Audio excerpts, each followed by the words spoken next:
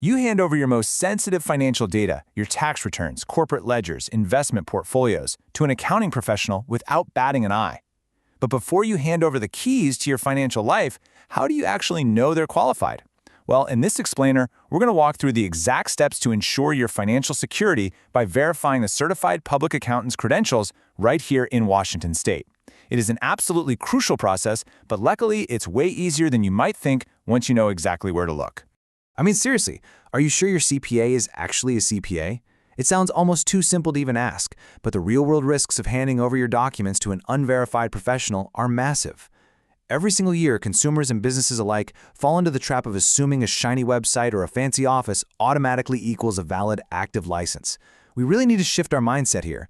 Verifying a license isn't about a lack of trust, it's just a mandatory safeguard. The regulatory framework actually puts it perfectly. Engaging an uncredentialed or disciplined accountant can lead to significant financial restatements, corporate governance failures, and regulatory noncompliance. Think of this verification process as a high-stakes mandatory background check for your finances.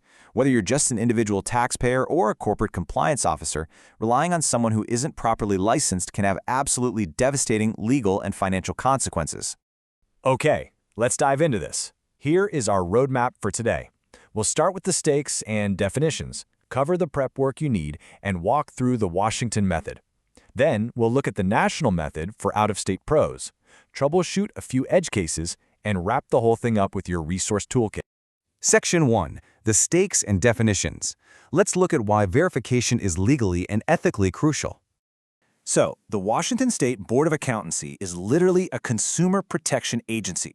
Their entire job is to establish qualifications and regulate the professional conduct of accountants to protect us, the public. Taking shortcuts on verification basically bypasses this entire protective framework. You really have to understand this legal distinction.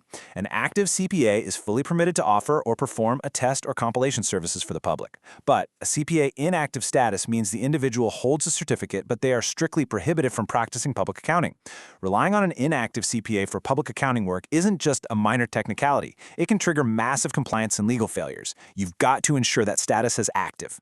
And to put that into perspective, this brilliantly illustrates the sheer scale of the industry. The Washington State Board of Accountancy actively monitors over 23,000 individual licensees alongside more than 1,500 registered CPA firms. When you're dealing with a pool of professionals that large, the burden of performing that final critical verification check truly falls right on the consumer or the corporate auditor. Moving on to Section 2, the prep work. Let's talk about gathering your preliminary information. You wouldn't start a road trip without knowing your destination, right? Well, you shouldn't start a license verification without the right data. Here are the essential pieces of information you should ask for up front. First and foremost, you absolutely need the CPA's last name. This is the bare minimum requirement to begin any search in the databases we're going to cover. Having their first name is incredibly helpful to narrow down the results, especially if they have a super common name. Now, if you can get their specific license number, that is the gold standard for a direct match. And finally, confirm their state of issuance, because as you'll see in a minute, CPAs can and do practice across state lines. All right, Section 3, the Washington method. We'll be using official state resources for this.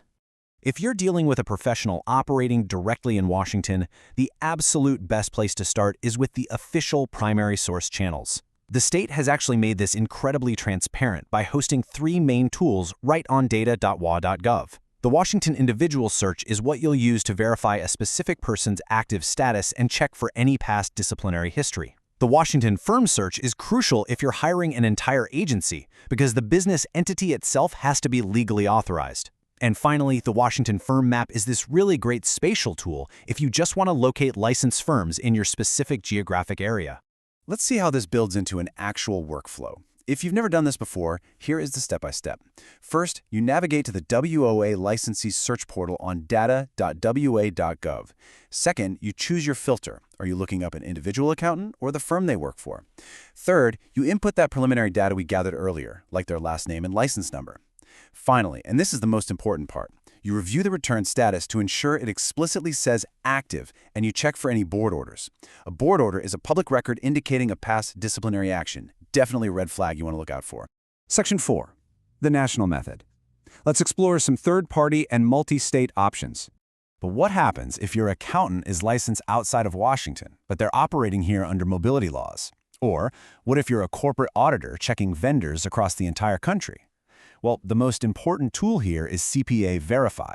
This is a totally free, online central repository maintained by the National Association of State Boards of Accountancy, or NASBA. It basically acts as a single search resource covering 53 participating U.S. jurisdictions.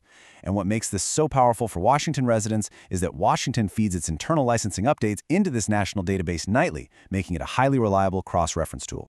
Now, what's really interesting about this is the sheer depth of data available. For everyday folks, just checking the website is totally enough. But for corporate compliance teams doing this at scale, there are third-party, multi-state scraper tools like the NASBA CPA License Verifier on the AppFi platform that can pull these exact data fields in bulk. They can automatically extract the license status, disciplinary flags, expiration dates, and jurisdictions for hundreds of vendors at a time. It ensures airtight corporate governance without all that tedious manual data entry. Section 5. Troubleshooting edge cases.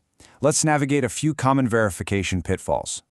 Databases can definitely be tricky, so let's look at a major point of friction that causes a ton of unnecessary panic. People often just assume all state licenses are housed together, so they head over to the Washington Department of Licensing to search for their CPA. But the DOL handles professions like real estate, architects, and cosmetologists. I mean, you definitely don't want someone doing your corporate taxes if their only license is to give you a haircut, right? If you search for a CPA there, you will get 0 results, which might make you falsely believe your accountant is a fraud. You absolutely must use the Board of Accountancy-specific portals. Another really common edge case pops up when you're using the National CPA Verify tool and you see missing or null fields. Seriously, don't panic. First off, be aware that some jurisdictions like Hawaii and New Mexico simply do not participate in these shared national databases. Plus, depending on the state, strict privacy rules might actually force the database to hide specific contact information or expiration dates. A null field often just means the state board legally chose not to publish that specific data point. Finally, Section 6, Wrap-Up and Resources. Let's go over your final toolkit and our legal disclaimer. We have covered a lot of ground today, from the legal stakes of an active versus inactive license right down to the specific websites you need to visit. So here is your actionable toolkit to take away. I highly encourage you to bookmark these links right now before you engage any accounting professional. Go directly to acb.wa.gov for the official board rules. Use data.wa.gov for the primary Washington state searches. Hit up cpaverify.org for any out-of-state or national searches. And if you're in corporate compliance, definitely look into the AppFi NASBA tools for bulk verification scraping. And before we sign off, it is incredibly important that I deliver this quick reminder. The information provided in this explainer is for educational purposes only. While we absolutely want to empower you with the tools to do your own research, viewers should always verify legal matters, compliance requirements, or specific disciplinary statuses with up-to-date resources or direct professional legal advice. Which brings us to our final thought. The stakes of financial compliance have literally never been higher, and yet the tools to protect yourself have never been more accessible. You now know exactly where to go and exactly what to look for. So I have to ask you, in a world of financial complexity, isn't 60 seconds of verification worth your peace of mind? I think it absolutely is. Thanks so much for joining me on this explainer, and happy verifying.